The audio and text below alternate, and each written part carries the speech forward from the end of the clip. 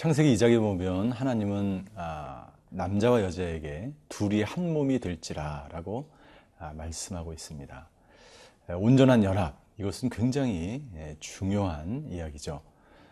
왜냐하면 하나님의 존재 자체가 삼위일체, 성부, 성자, 성령 세 분이 연합되어 있을 때, 그리고 연합된 상태에 있을 때 가장 완벽하고 온전한 모습이기 때문입니다. 하나님은 우리도 연합하기를 원하십니다. 가정 안에서의 연합, 그리고 교회 안에서의 연합, 또 남녀 간의 온전한 한 몸을 이루는 것, 이 모든 것들이 연합을 통해서 아름다운 모습으로 나타날 수 있는 것이죠. 우리 저와 여러분의 그 삶과 관계와 가정 가운데 하나님이 원하시는 그러한 온전한 연합의 모습이 있게 되기를 바랍니다.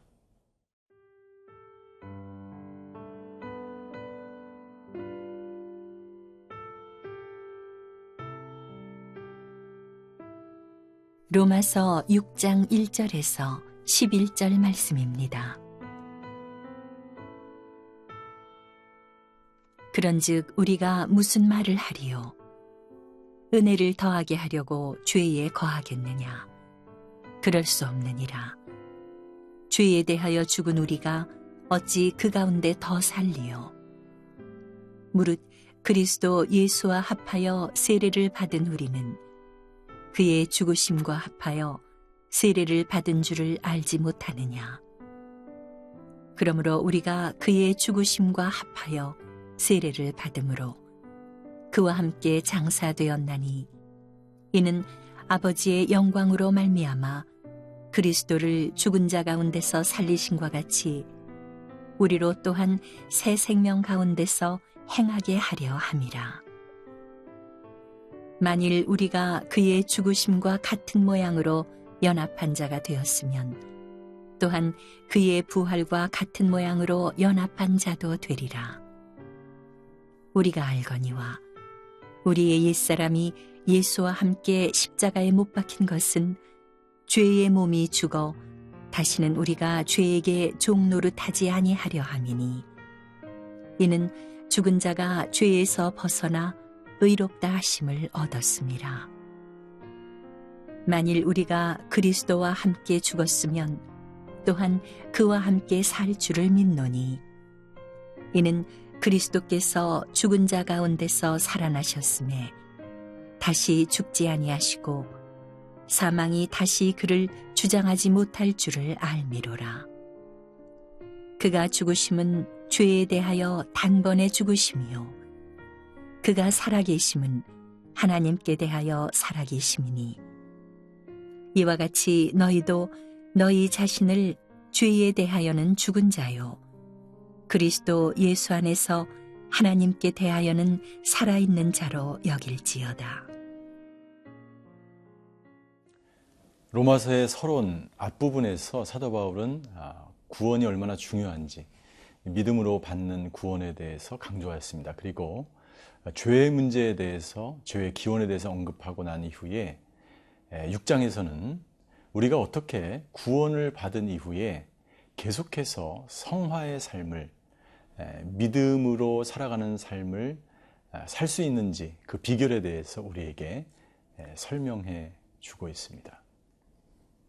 결론적으로 이야기하면 사도 바울은 우리가 계속해서 주님 안에서 주님의 모습을 닮은, 하나님의 형상을 닮은 사람으로 살아갈 수 있는 비결은 결론부터 이야기하면 죄에 대해서 죽고 의에 대해서 산 사람으로 살아가는 것이죠. 그 의는 바로 예수 그리스도입니다. 끊임없이 죄에 대해서 나는 죽었다라고 고백하고 하나님 안에서 살아있는 생명체로 살아가는 것, 그것이 바로 성화의 길이요, 믿는 사람들의 길이라고 사도 바울은 우리에게 증거하고 있습니다. 그러면 우리는 어떻게 그러한 성화의 인생을 살아갈 수 있을까? 그것을 사도 바울은 세례를 통해서 우리에게 비유로 설명해 주고 있습니다. 1절과 2절에 보면 이렇게 증거합니다. 그런즉 우리가 무슨 말을 하리요? 은혜를 더하게 하려고 죄에 거하겠느냐? 그럴 수 없느니라. 죄에 대하여 죽은 우리가 어찌 그 가운데 더 살리요? 라고 말하면서 우리가 죄에 대해서 자유케 되었습니다. 그러나 어떤 사람들은 오해를 하는 것이 있는데, 그것은 뭐냐면 이제 우리는 구원을 받았고 의인이 되었기 때문에 아무리 죄를 져도 상관없다라고 생각하는 사람들이에요. 굉장히 큰 오해와 착각입니다. 우리 주위에 보면 이단 가운데 그렇게 이야기하는 사람들이 있죠. 그렇지 않습니다. 우리가 구원을 받고 의인이 되었으면 더욱더 의인된 삶을, 왕처럼 살아가는 삶을 살아갈 때 그 사람이 진정 의인으로 칭함을 받을 수 있는 것과 똑같은 것이죠. 그러면 우리는 어떻게 살아야 되는가? 죄를 더 많이 짓는 것이 아니고 어떻게 해요? 이 세례를 통해서 설명하는데요. 첫 번째 3절입니다.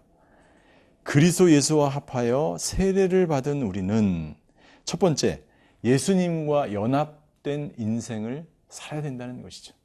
예수님과 연합된다는 것은 무슨 말입니까? 예수님과 연합된 인생은,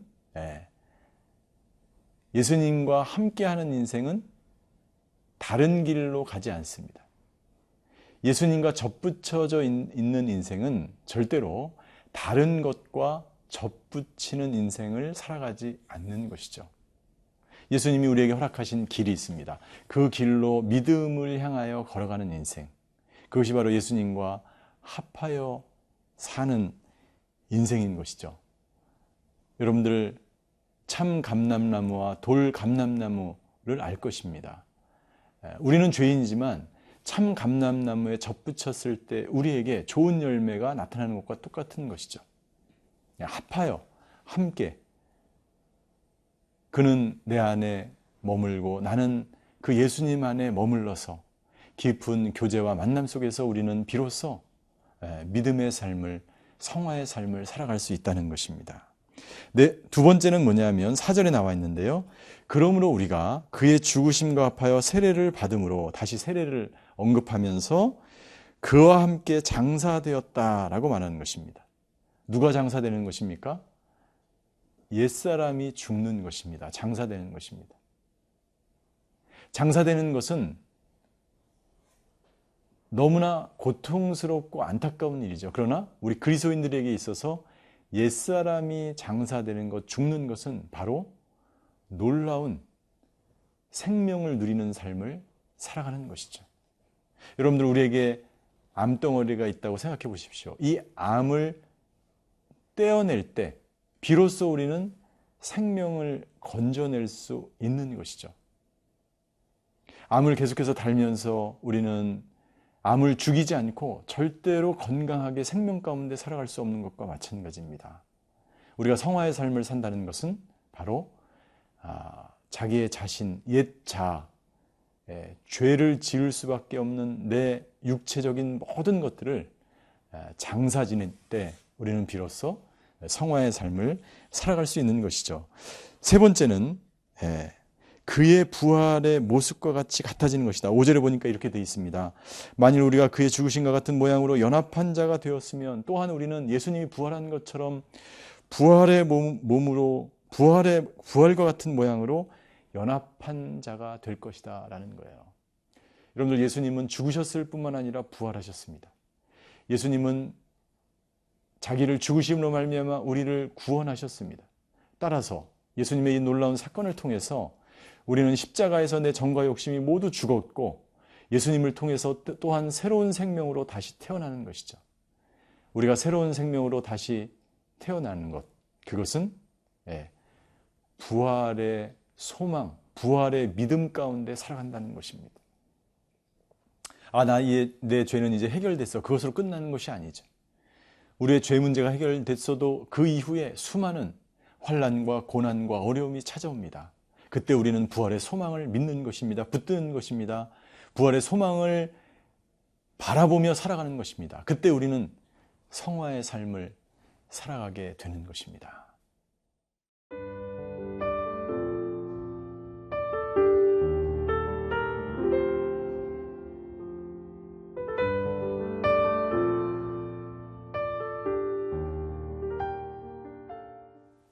믿음의 사람들이 계속해서 성화의 삶을 살아가는 것에 대해서 사도 바울은 우리에게 변증하고 있습니다.